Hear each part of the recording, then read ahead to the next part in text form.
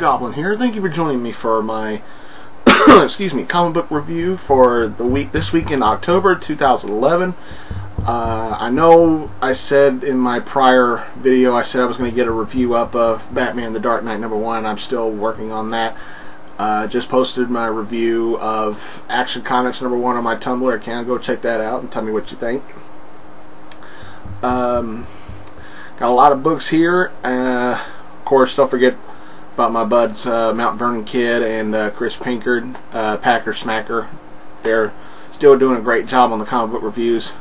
And special shout out to my student, TheMtVernonKid, who I understand is running a little behind due to some emergency, or he's running a little behind on his comic books, and just want to let him know it's understandable. It's not easy doing these. It's not easy doing a comic book review video. You gotta take the time to buy the books and then read the books, and then determine what kind of an opinion you're gonna have on them, and then present that on video. Anybody who's thinking about doing comic book review videos, I'm gonna tell you right now, it's not really that easy. I know it looks easy, but there's a lot of work in doing these. But once you get the hang of it, it is fun. And 3 of these particular books I'm going to review are going to get the same score, but I just preferred one over the other 2. The one I preferred is the pick of the week.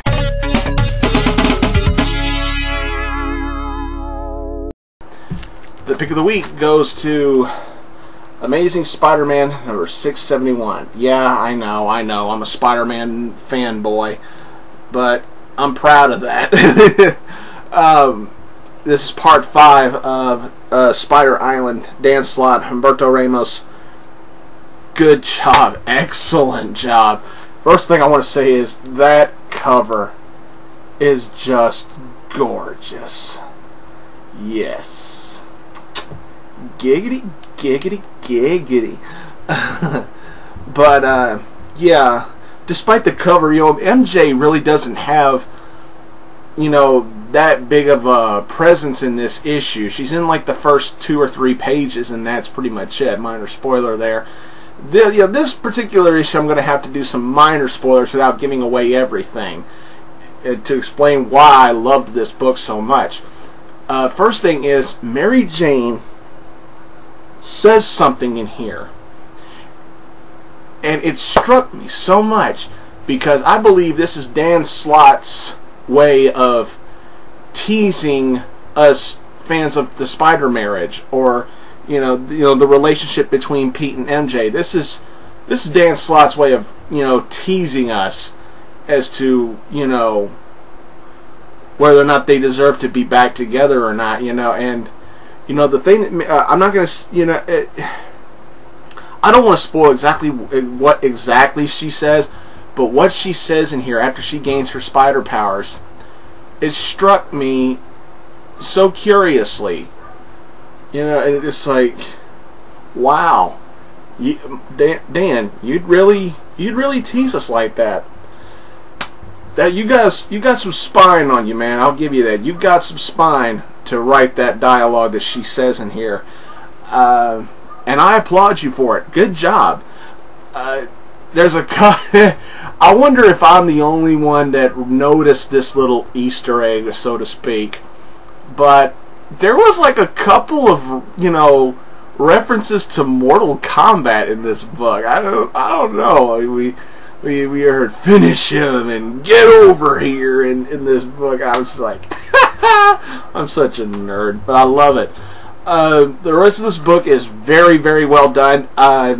Awesome. This is probably the best part of Spider Island I've read, and this was even better than issue 670 was. We have a player in the field who makes a very big sacrifice to help out the citizens in their struggle with this whole Spider Island disease. And to the person that makes that sacrifice, I salute you, man. Hell of a sacrifice. That's commendable. And minor spoiler here, Spider-Man gets his spider sense back, and it kind of makes sense. It really does. And now you got the spider sense along with his kung fu skills. Ooh, that's going to be some good shit. That's going to be really, really well done. And I personally got a personal satisfaction with the last page. What happens to the Jackal? I looked at what happened to the Jackal on the last page and I was like, fuck yeah. That's for the Clone Saga, you ass. I love it. I loved it. This book was fantastic. Very, very well done, well thought out, well written, it's well put together. I mean, the stuff with MJ was short and was sweet and it was right to the point, and I salute Dan Slott for that. The way Spider-Man gets his spider sense back, it made sense to me anyway, and it was very well done. The artwork sells the storytelling really well. Not everybody's going to like Ramos' artwork, but I do. It fits for a Spider-Man storytelling like this. Spider Island has been way better than I thought it was going to be. It is just simply fantastic. Do yourselves a favor. If you're on board with Spider-Man, stick with it. This was awesome. Just simply awesome. Alright, next up. Thought I'd go ahead and give this a shot. XMen Regenesis #1. This takes place about almost immediately after X-Men Schism #5, which was great. I like the cover. I like what the cover represents. You know, of course, we already knew the X-Men was going to split, but I like the way the cover represents that. It's old school. It's a little cliche, but it works. I actually enjoyed this. I actually pretty much did. I mean, it was... Gillen does the writing for this, and he's currently writing... Excuse me. Uncanny X-Men, and this was alright. This was pretty good. I wouldn't say it was perfect. I wouldn't say it was spectacular or anything, but it was really good. This gives us a very good, detailed explanation as to who's going to be on whose side. We got some teases and some twists. You know, I thought, minor spoilers again, we see Storm with Cyclops, and I actually thought Storm was going to side with Wolverine's logic, and she damn near did. Yeah, but... Yeah, there was, Cyclops... during Schism and even before Schism, he's just been a real bastard. I mean, he has been a real son of a bitch. And this book, there was a certain part in the storytelling where he just looked like an absolute pussy. It was where he was trying to convince Emma Frost to whether or not she's going to stay with him or go be with Wolverine's team. And he was actually I was like, I'm kind of surprised he didn't start getting down on his knees and start begging her, please, Emma, please stay with me, please, please, please, please, please. I mean, this particular issue, near the end of it, really painted a picture as to, sorry to say for all the Cyclops fans out there, but Cyclops pretty much looked like Emma's bitch in this issue, and it was really disappointing for me. I'm still sick and tired of Marvel fucking around with Cyclops so much. Sometimes he's an ass, and sometimes he's a bitch. I don't like it. And at times Cyclops has been acting really sinister here lately, and it doesn't work for me. That's why I try to stay loyal to the X-Men, but it's really, really been hard to stay loyal to a team where their leader is a real asshole. Wolverine's logic makes sense, considering what he's been through. If you read Wolverine series through Jason Aaron's writing, and I just got caught up to speed with that kind of storytelling, and from what I understand, it does make sense. And this was a very nice way to tell the beginning of the story of how the X-Men split. And so far, Cyclops has got the advantage. Cyclops, I'll spoil this, he's got more members than Logan has at this point in time, but who knows what's going to happen in the future. This was actually pretty good, and I would recommend giving it a try since it's only a one-shot. I went into it with just going, what the hell. I'll give it a read. Speaking of what the hell. Oh. Batman and Robin #2. I was speaking to another reviewer on YouTube about this, and I told him flat out I did not like this book. Now, Patrick Gleason's artwork is good. I'll give it that. And I love Peter Tomasi. I love his stuff with the Green Lanterns. But this, I'm sorry, DC, this pissed me off. Now, when I reviewed #1, I was under the assumption that DC had hit the proverbial reset button with simply Damian's attitude. You know, it's like in #1, he went back to being that smart mouth little asshole that he was when he started his training, when he started teaming up with Dick Grayson back in the prior Batman and Robin #1 and 2. But here, oh my God, what the fuck was this? DC, are you serious? Now, I am sorely convinced that you've hit the reset button with Damian, not just based on his personality, but based on his homicidal tendencies.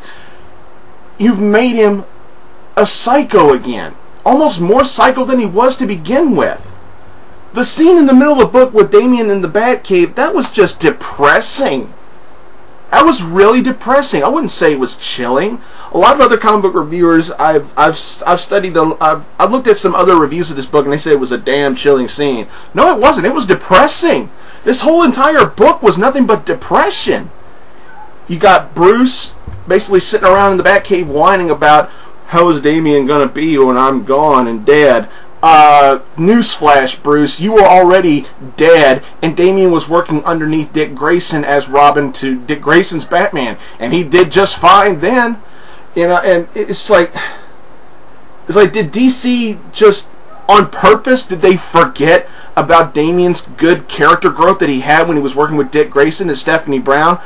I mean, what happened to all of that? It's like it never happened? Did they just retcon it because they just said, ah, hell with it, let's just retcon Damian and make him an ass again? What? That doesn't work. You know, Damian grew on me. I didn't like him at first, but he grew on me because of the character development that went with him. You hit the reset button on that, and you basically pissed on all that good storytelling that was done in the past. DC, for this, you failed. Alright, next up. Suicide Squad #2. Hammerhead Shark, really? No, that don't work for me. But I loved Deadshot and Harley Quinn in this book. Adam Glass does the storytelling again. Federico Dallocchio. I bet I mispronounced that name, and I'm sorry if I did. But this was really, this surprised me. This was actually pretty good. I like that they were fighting robo-zombies. I like zombies. Okay, I'm a nerd. I like zombies. Except for Marvel Zombies 4 and 5. They suck. But come on, who doesn't like a good story where a bunch of guys just go around bashing zombies around? That's always fun for me. I like zombies. Okay, enough about zombies. Let's talk about the book. Yeah, but the character development for Harley Quinn is still there. I mean, you know, she's still, you know, batshit crazy, and I like that. I can live, like I said before, I can live with the new look as long as she still is the way she's always been, and that's the way it is. It's very, very well done. Deadshot has done remarkably well for me in this issue. Now, the only things that really peeve me about this issue is I don't like the DC's going with the whole Hollywood look for Amanda Waller. We all love the classic Amanda Waller, the queen bitch of the DC universe, as my old mentor used to call her. They made her look like, you know, oh, what's her name? Angela Bassett from the Green Lantern movie. I don't like that. I mean, you're selling out to Hollywood for Amanda Waller. I don't like that. And we're only on issue 2 and we already have a team casualty. We're just on issue 2 and somebody already bites the bullet. Almost literally. Whatever. I'll stick with this as long as, you know, as long as Deadshot and Harley are still done the way they are. King Shark acts a little more on the dumber side, but he's still got remnants of the previous King Shark that I knew and loved. But I just hate the fact they made him a hammerhead shark. It's King Shark 2.0. I don't like it. But overall, all in all, this still was pretty good. It was passable. I enjoyed it, despite my nitpickings. Alright, next up, Green Lantern #2. Woo! Oh man, I'm gonna tell you, had Spider-Man not come out this week, this probably would have been the pick of the week. This was very good, very, very good. Jeff Johns still knows what he does best with the Green Lantern stuff. Doug Mahnke's artwork is always incredible, and the cover goes well with the story. At least it does with the conclusion. Yeah, well, I only had one minor problem, just one. Hal seemed hot-tempered, and at a certain point in the book, he seemed a little downplayed. You know, kind of like, you know, this is Sinestro, and this is how he's always been, and it's very well done. But for me, he kind of punked Hal out a little bit. But it's still well told. It works. Now, I know Kyle Rayner still got that whole rookie-ish persona because DC just doesn't want to acknowledge his longevity as a Green Lantern. Still wants to paint him as the rookie, which I don't like that. But when you do it to Hal Jordan in this kind of a storytelling, it kind of still works. It does. I know I might be sounding a little bit biased, but it's really well done. Sinestro shows Green Lantern that being a Green Lantern isn't just about being a costume superhero. You're an officer of an entire space sector, and you know, he's trying to remind Hal that that's what a Green Lantern truly is. You're not a Green Lantern was never actually meant to be a superhero. You're basically a cop of an entire entire space sector in the galaxy. And you know, Sinestro shows Hal up, you know, during a heroic act, and it's well done. It's well done, and I'm really excited to see issue 3, just, you know, based on how good this was. This was very, very good. Jeff Johns, Doug Mahnke, thumbs up. Good job. All right. Okay. Let's move on. Batgirl #2. I bet you all are pretty much expecting me to start kissing Gail Simone's ass again. And I will. Just not as much as you would expect. Okay. Was this better than issue 1? Yeah, it was. Now that I've reread issue 1 and I've read issue 2 twice, and I've come to the conclusion that some of the reviewers on the internet, I kind of agree with them. When I see Barbara Gordon and the way the dialogue is presented, it kind of still seems like Stephanie Brown with red hair. But that's for other reviewers, that's what drives them away from the series. But for me, it's a minor nitpick, because now don't get me wrong, I loved Barbara as Oracle.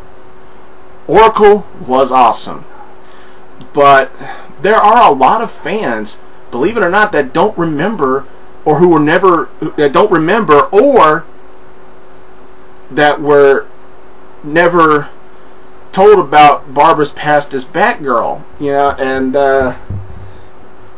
And for me, Barbara is Batgirl.